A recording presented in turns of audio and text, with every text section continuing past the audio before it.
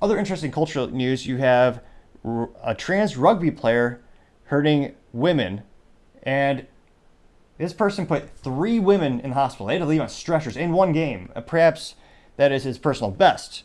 Now, it looks like the teammates actually, some people actually called the police because, a biological man is beating the shit out of women, but they're actually on a sporting team, and of course the police did nothing. This is also occurring in Canada. So this morally vacuous player is known by Ash Davis, and this is a great independent reporting by an outlet called Rebel News Canada, and the whole interview or the whole segment is about 21 minutes long, so I recommend you taking a look at it. But I think the preview is a good summary of the whole interaction. Yeah, 34, 21. Mr. Davis. So you just had, I believe, 5 or 6 women jump up to grab the ball for the rugby. They came down, and this player, and we don't know his pronouns, so we can say whatever we think they are. And apparently this video won't get removed, maybe. But he goes up to him and just effortlessly pushes them all off in order to get the ball.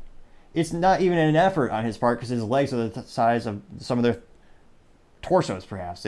They're lumberjack legs because they're biological man legs. Why are you doing this? I'm David Menzies. And this person, in terms of the trans debate, many people have different philosophies and ideals on where they should play in sports, if they take in either estrogen supplements, they've gotten surgeries.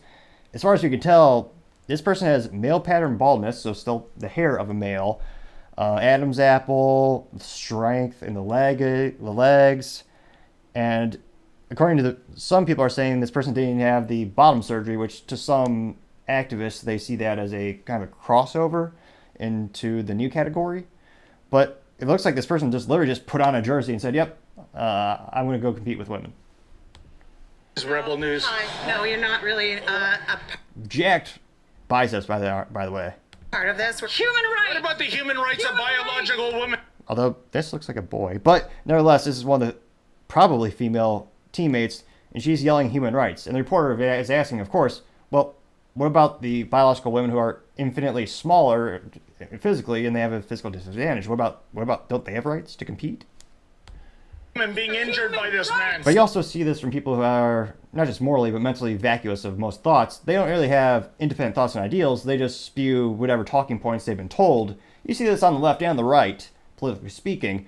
But this person's just, they're not answering the questions, which of course is another telltale sign that someone has very low intelligence. They just spew political talking points. So he's asking the question, tell me why this is fair in your mind. Why do you not have an issue with this particular thing?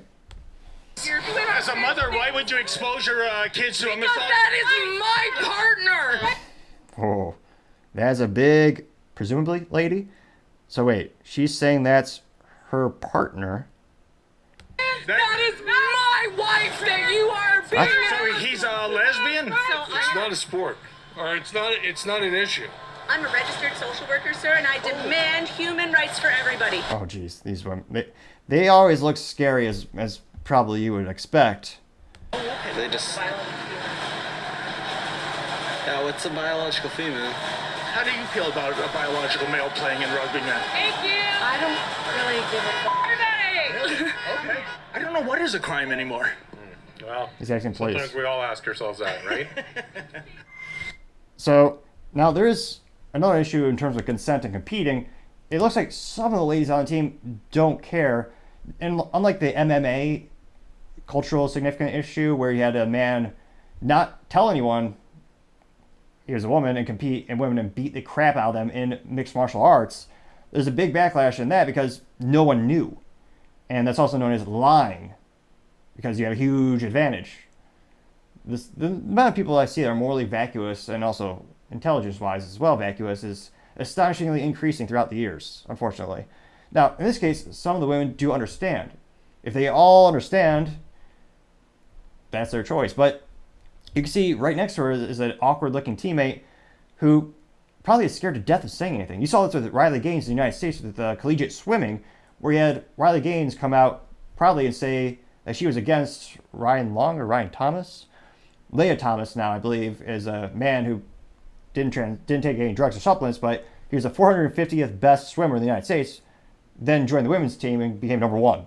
And in a documentary, they actually interviewed some of the gals from that swimming team, and they were petrified because, of course, if they were to say anything, it would be moral. They would be socially ostracized on a college campus. They would be, in some cases, she's actually minor league games were taken hostage by a mob of people. That's the kind of backlash they would get. So I wouldn't be surprised if some of these gals are just, they're scared for their life to say anything contradictory. And the rugby team of Ontario, they actually issued a gag order for the gals on the team. So they can't talk to media about this issue. And specifically they asked, quote, if you are contacted by anyone in the community or in the media, please do not engage by offering any opinion or comment on the situation, unquote. Which, again, Canada also doesn't have free speech to begin with, so I'm not surprised they want to limit it even more. But do most people, do you think this is fair?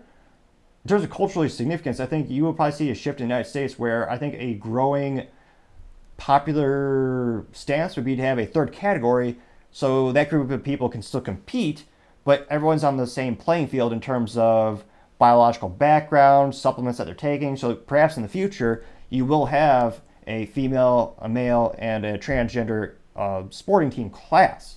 Now, whether that class will ever be profitable, I'm highly skeptical in terms of you need a pretty big audience to watch these sporting leagues. That's why, for example, women's athletics, historically, they're not actual good fiscal endeavors. Fiscal being, fiscally money speaking. Like the WNBA makes a fraction of what the NBA does, and they say it's because of sexism. It's not. It's just because it's based on the number of people who tune in and spend money on merchandise and attending the games. It's one of those things where you need a big audience, and whichever one gains the most audience gets the most amount of money. Just simple economics. So it'll be interesting to see what evolves from here, but this has been making the rounds in terms of social media in the United States. There's a lot of people talking about it, and a lot of people are just saying this doesn't seem fair. It'll be interesting to see, does this shift the sporting discussion a little bit more, or what happens from here? As I always say, time shall tell. Thank you, everyone, for taking the time to tune in today. I really appreciate you taking time to click that subscribe button. We're trying to get to 3,000 subscribers by the end of August, and we really appreciate it because, obviously, the more we grow and develop, the better the content will become and the production will become. Also, don't forget to tell your family, tell your friends, tell your coworkers, heck, tell your enemies, tell anyone and everyone. Just stay safe and fight the good fight.